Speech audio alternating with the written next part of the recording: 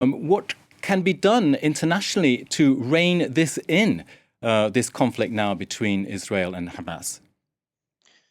Well, in the Arab world, many people feel that the West has been complicit, that the West has turned a blind eye to Palestinian suffering for the past several decades, and many people view Western support for Ukraine as another symptom or another symbol of hypocrisy, because the Palestinians have been also occupied, and they think that the West is simply ignoring their suffering and offering unconditional support for Israel, even though Israel is currently being run by an extremist government that openly holds Palestinians in contempt. There is talk now of a possible land operation by Israel. How would Israel be able to organize that? Well, judging from history of the past decades, we can only assume that the Israeli response will be absolutely devastating, and that this is the beginning of a horrible war that would lead to hundreds, if not thousands, of victims. Israel cynically uses the expression mowing the lawn.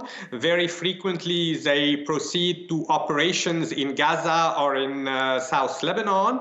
And I think this one will be particularly devastating, and I see no way of preventing the current Israeli government from doing this. And I'm afraid this will only further radicalize the Palestinians.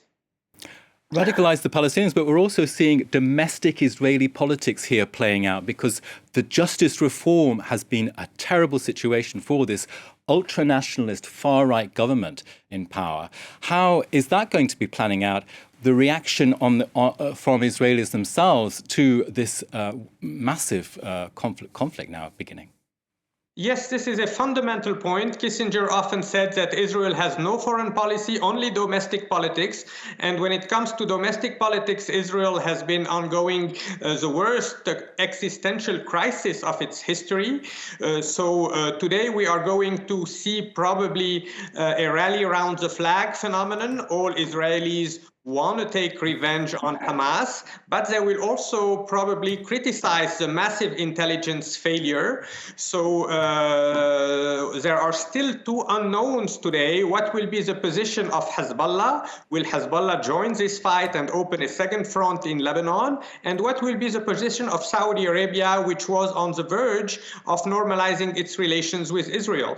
But again, this will help Benjamin Netanyahu get out of the domestic crisis, and it will definitely put an end to the massive protest movement of Israeli liberals and Democrats who were criticizing Benjamin Netanyahu's attempts to muzzle the judiciary system in Israel.